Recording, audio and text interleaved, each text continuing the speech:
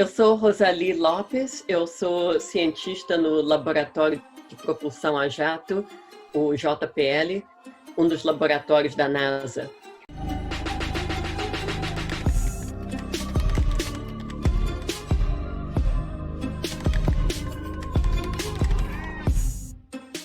Fiz uma trajetória muito interessante. Eu nasci no Rio de Janeiro.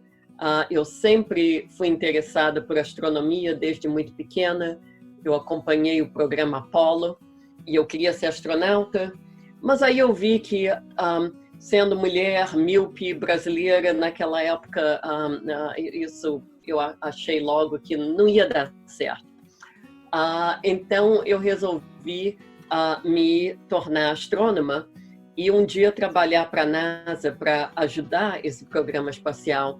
Eu realmente achei que, para a minha geração, a conquista do espaço era a coisa mais importante que a gente estava fazendo. Então, eu comecei a universidade no Brasil, na Universidade Federal do Rio de Janeiro.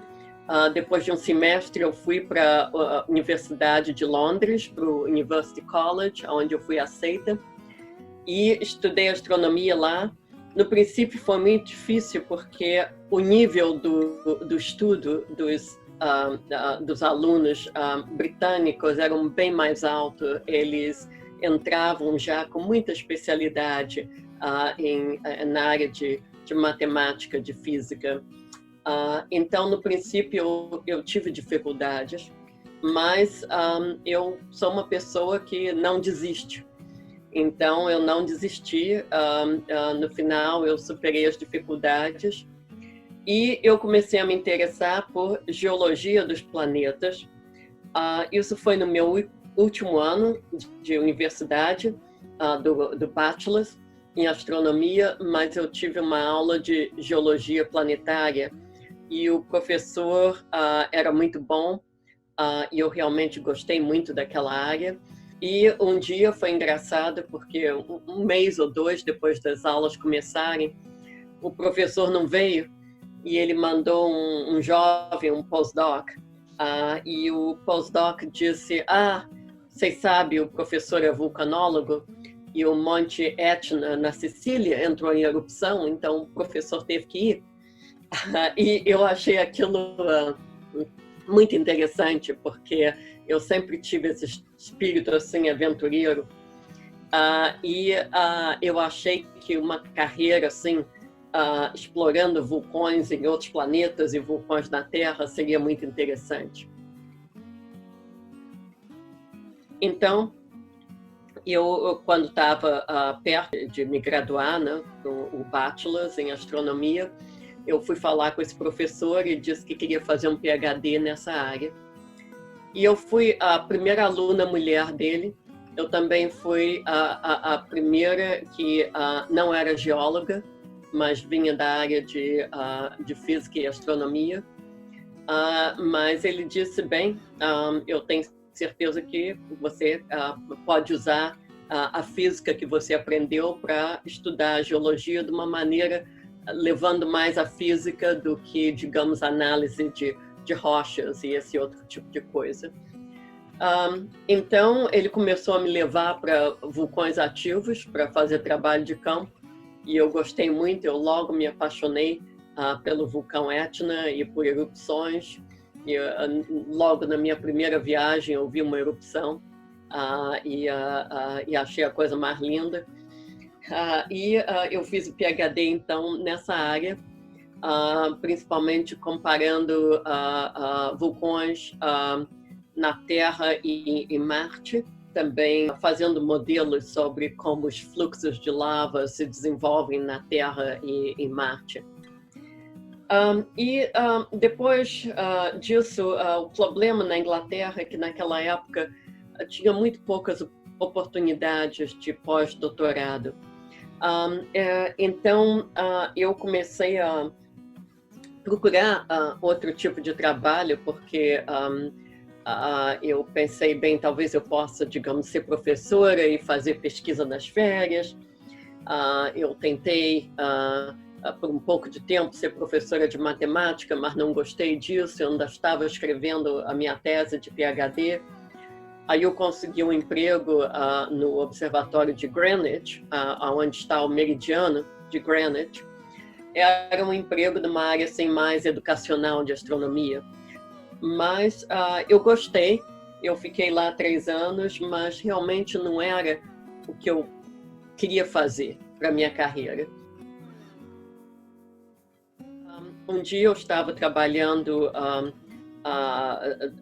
fazendo pesquisa no observatório da universidade, onde eu ainda tinha um escritório, e era assim, 5, 6 horas da tarde, e o meu professor de PhD já tinha ido para casa e o telefone tocou e eu atendi, e era um pesquisador americano do JPL, que eu tinha conhecido num congresso, e ele me perguntou como estavam as coisas. Eu disse, bem, eu queria muito voltar a fazer pesquisa, eu estou acabando de escrever a minha tese, mas aqui não tem nada, não tem oportunidades. E ele disse, bem, a NASA tem um programa de pós-doutorado que é aberto a estrangeiros, se chama NASA Postdoctoral Program, que ainda existe, aliás. E ele me mandou as informações e eu fiz a aplicação para ir trabalhar com ele e consegui. Então, eu tomei um risco, porque eu tinha um emprego muito seguro na Inglaterra, no Observatório de Greenwich. Eu tinha até uma casa que eu tinha comprado com um colega, eu tomei esse risco que eu ia deixar o meu trabalho e ia para os Estados Unidos por 2 anos. O pós-doutorado era só 2 anos, mas eu achei realmente isso que eu quero fazer, então eu vou tomar esse risco. Aí eu fui e tive sorte de conhecer uma moça argentina que trabalhava na missão Galileu, e nós nos tornamos amigas. Ela estava há muito tempo nos Estados Unidos, desde que tinha 16, 17 anos. E ela me apresentou ao pessoal do instrumento NEMS, que foi o instrumento do infravermelho na Galileu. E o chefe desse instrumento, né, o investigador principal, disse que precisaria de alguém para planejar observações de Io, e eu seria ótima pessoa, porque eu sabia vulcanologia. E eu disse para ele, bem, mas eu nunca trabalhei com um instrumento no infravermelho ou espectroscopia. Ele disse, não tem importância, você aprende. E isso é uma coisa bem interessante dos Estados Unidos, eu acho que principalmente da NASA, é que o pessoal tem um espírito assim que você vai de um projeto para outro, você aprende coisas novas, você não fica sempre na sua mesma área. Então, eu aí consegui um emprego mesmo no JPL e trabalhei com esse instrumento, o NEMS, por mais de 10 anos. Nós estávamos já a caminho de Júpiter, eu planejei as observações de Io e me tornei especialista em Io, nessas análises térmicas do instrumento. Descobri 71 vulcões ativos de Io, que ninguém sabia que existiam. Acabei anos depois no Guinness Book of World Records, o livro de records do Guinness, por ter descoberto mais vulcões ativos do que qualquer outra pessoa, em qualquer lugar. Foi interessante, porque nunca na minha vida eu imaginaria que eu estaria no Guinness. E depois da missão Galileu acabar, eu me juntei à missão Cassini, e o interessante é que eu estava procurando um trabalho numa outra missão, e eu comecei a conversar com um pesquisador que era do mesmo time na Galileu, mas uma pessoa muito senior, que trabalhava em outro lugar, não no JPL, e eu disse para ele, eu estou procurando um outro trabalho numa outra missão. Aí eu me lembro, foi muito engraçado, nós estávamos num congresso em New Orleans, Nova Orleans, e ele disse, vamos para o bar, vamos tomar um drink. Aí eu contei para ele, né, os tipos de coisas que eu gostava de fazer, e ele disse, olha, você devia se juntar à missão Cassini, o instrumento radar precisa de ajuda, e eu posso falar com o chefe. Aí eu disse, bem, o problema é que eu não sei nada sobre radar. Ele disse, não tem importância, você aprende. Então, eu comecei a trabalhar com imagens de Marte, imagens da Terra, de sensoriamento remoto, vulcões na Terra. Depois eu fui para Io, Lua de Júpiter no infravermelho, e eu depois fui para Titã, estudando Titã com instrumento radar. E realmente sempre teve desafios, porque eu tive que aprender uma área nova de ciência. E eu fiquei na missão Cassini até a Cassini acabar em 2017. E por volta dessa época, um colega meu, aliás, 2 ou 3 colegas no laboratório disseram para mim, tem uma oportunidade de... a NASA está pedindo grandes propostas de pesquisa sobre astrobiologia. Por que você não lidera uma proposta sobre astrobiologia de Titã?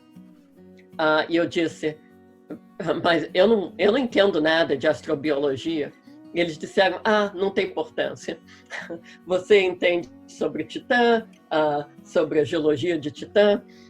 Então, realmente, lá fui eu para outra área.